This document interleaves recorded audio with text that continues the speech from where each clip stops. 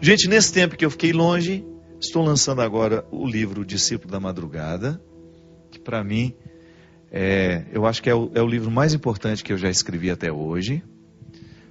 Por que eu acho que ele é tão importante? Porque ele é o aprendizado de uma vida inteira. Eu tenho, para mim, que esse livro nasceu no momento em que eu comecei a receber as primeiras impressões religiosas.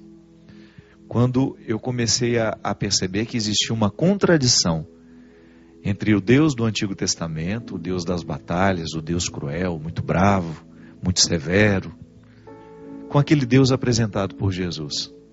Um Deus amoroso, que é capaz de amar os imperfeitos, que é capaz de amar os miseráveis, que tem paciência com o pecador, que é capaz de dar a sua vida para salvar uma única ovelha.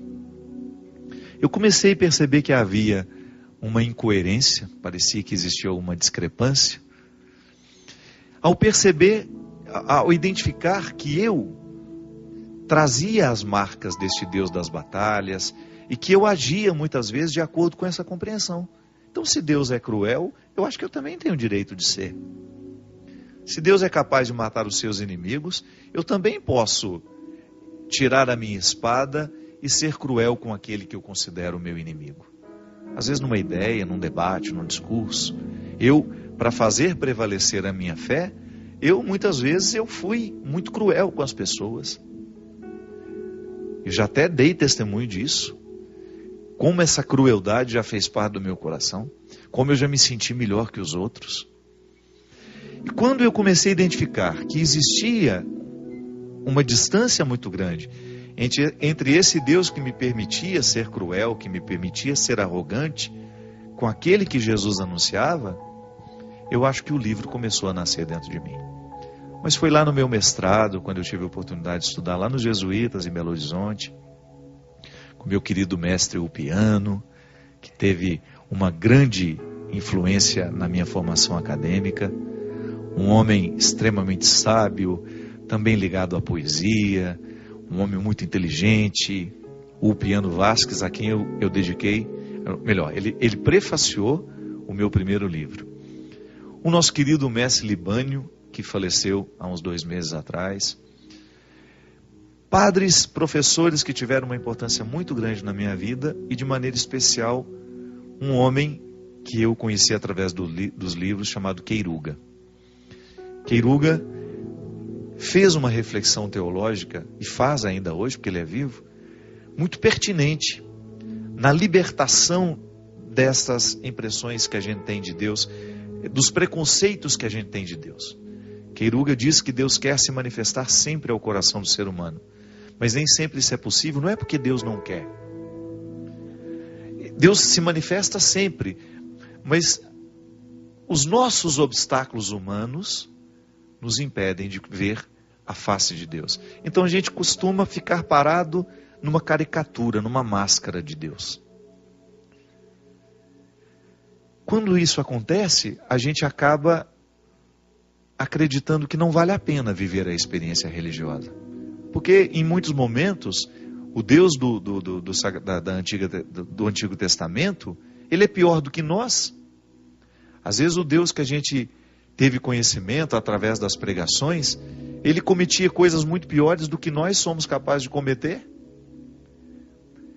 Queiruga pegou uma passagem, aquela passagem de Isaac, o sacrifício de Isaac, e escreveu um artigo chamado Do Terror de Isaac ao Abade Jesus, que acabou se transformando num livro em que ele tem o cuidado de reconstruir a imagem deste Deus, fazendo uma travessia do Antigo Testamento para o Novo.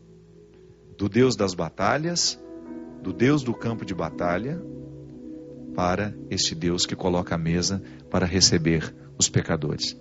Foi a partir daí que eu senti o desejo de escrever O Discípulo da Madrugada, que num primeiro momento teve o título de Do Campo de Batalha à Mesa Posta.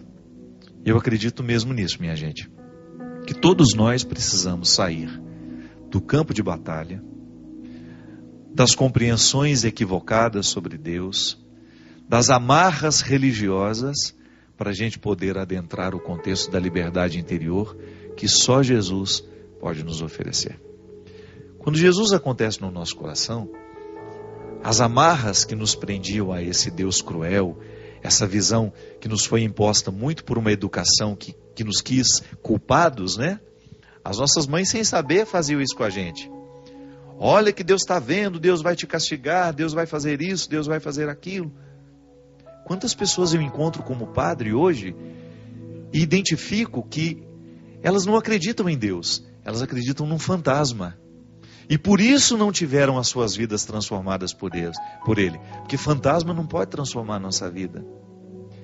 Elas não entraram no coração de Deus. Elas ficaram paradas naquela fachada de culpa, de imposições, de regras, de leis.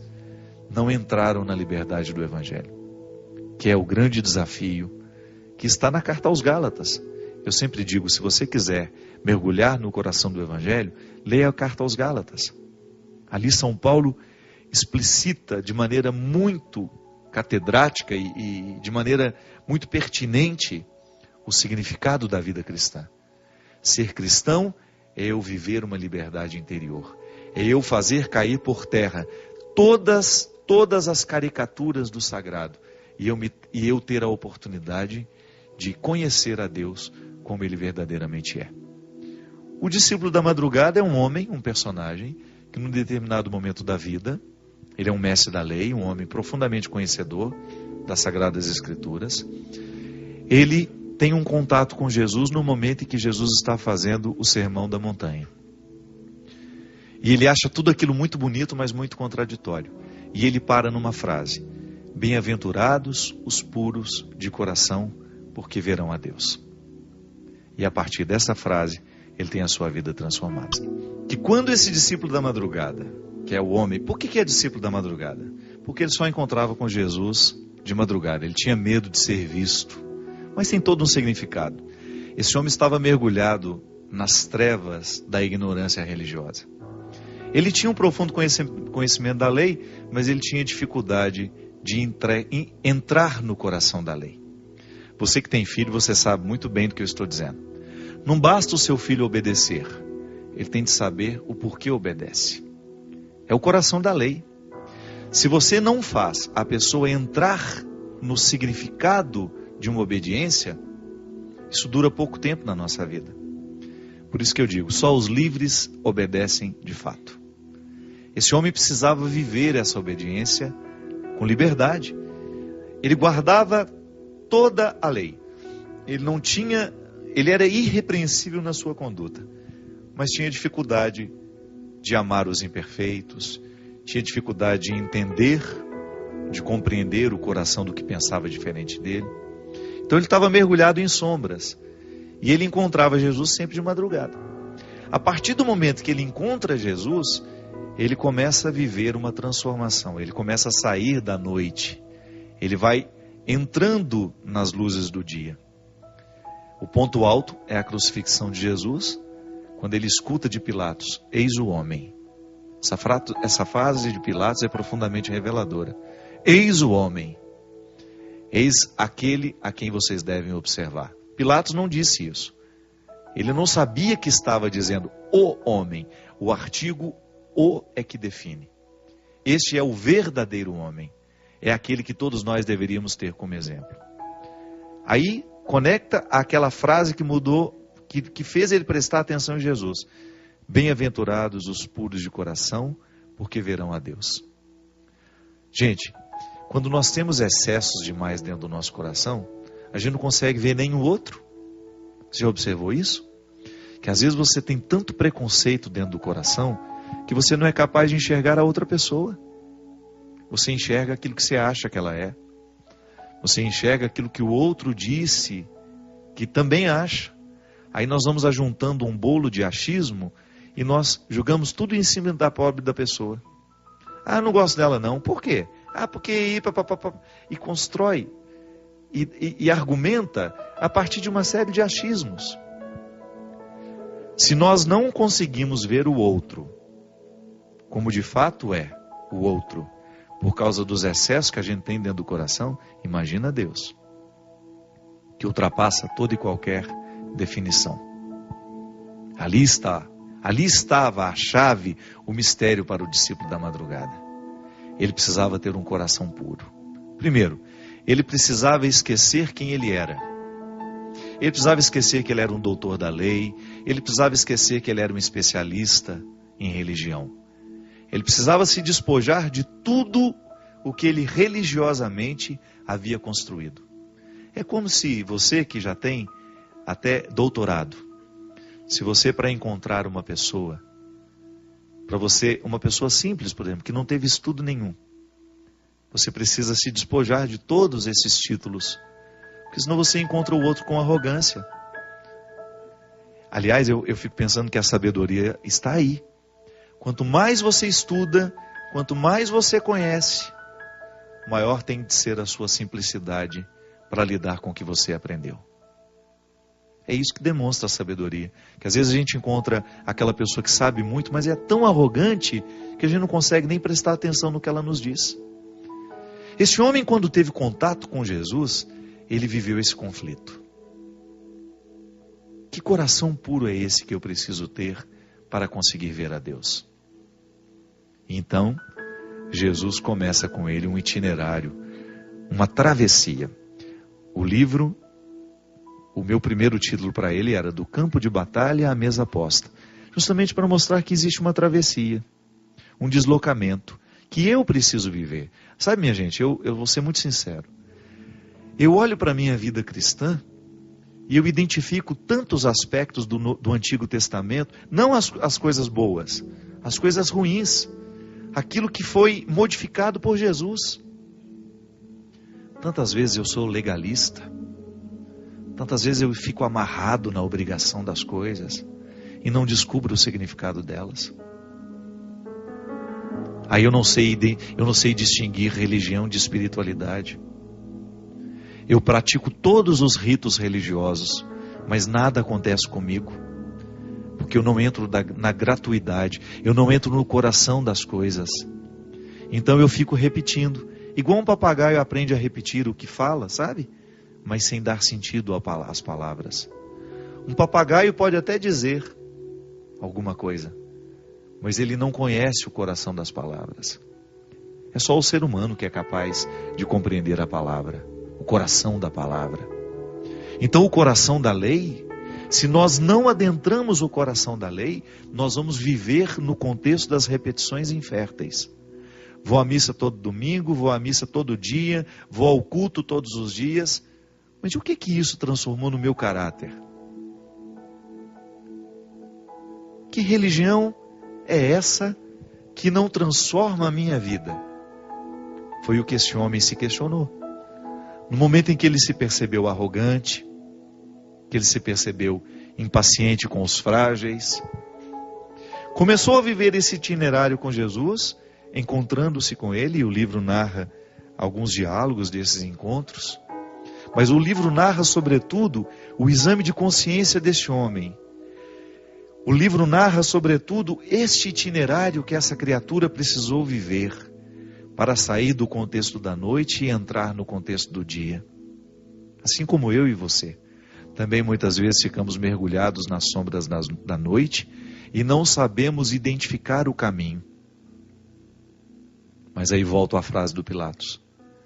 Por que foi tão revelador para ele ouvir aquela frase? Eis o homem. Foi a hora em que ele caiu de joelhos, em que ele teve consciência de que toda aquela convivência com Jesus preparou para que ele estivesse ali naquele momento do Calvário. Porque essa foi a palavra de Jesus. No último encontro de Jesus com o discípulo da madrugada, ele fala: o momento mais difícil para você vai ser a tarde das sombras, quando você terá a oportunidade de viver o que será proposto naquela tarde. O discípulo não entendeu na hora que Jesus falou. Mas naquele momento em que Jesus morre na cruz, que ele escuta aquela frase de Pilatos, ele compreende. Bem-aventurado os puros de coração, porque verão a Deus. Mas também, bem-aventurado os puros de coração, porque só eles poderão ver o homem. E aqui está, minha gente, o meu esforço constante como padre que você acompanha, que você sabe. Eu não me sinto no direito de desvincular as coisas humanas das coisas divinas. Eu não acho que é honesto. Até respeito quem o faz. Mas eu não vou fazer no meu ofício. Você que me acompanha sabe disso. Eu não acredito na possibilidade de desenvolver uma espiritualidade sem tocar nas mazelas humanas. Aquele que precisa retirar os excessos para ver a Deus, precisa também retirar os excessos para ver o ser humano. Porque senão a gente não vai ver. Nós vamos tocar o tempo todo nas caricaturas. Eu vou tocar no preconceito, eu vou fingir que te conheço, e vou manter dentro de mim a visão preconceituosa, e também vou passar uma vida inteira fingindo que conheço a Deus, quando na verdade eu só toquei no seu fantasma. Qual é esse fantasma? Aquele que foi construído pela sociedade, aquele que foi ensinado para nós de maneira equivocada dentro da catequese, nos sermões que nós ouvimos, ou na prática infértil daqueles que se dizem religiosos e que frequentam os nossos meios. Porque nada pode ser mais danoso para o processo religioso de um ser humano do que receber o mau exemplo de um outro que se diz religioso, mas que vive apenas hipocrisias das religiões. É muito danoso para nós. Então, esse homem precisou viver o reconhecimento dessa fragilidade que existia nele, para que ele tivesse condições de avançar. Vocês sabem que eu até tenho muito escrúpulo de ficar fazendo propaganda do que eu faço, do que eu escrevo, do que eu canto. Mostro, se você acha que vai fazer bem a sua vida, você compra, você lê. Esse é um livro que eu gostaria de lhe recomendar. Talvez seja aquilo que eu considero mais maduro do meu ministério, da minha reflexão, como um homem que estudou teologia, como um homem que gosta de estudar teologia. Uma leitura que você possa indicar a alguém que não é muito religioso, mas que de repente possa ter a feliz oportunidade de descobrir o lado positivo do cristianismo. É o que eu pretendo com esse livro, O Discípulo da Madrugada.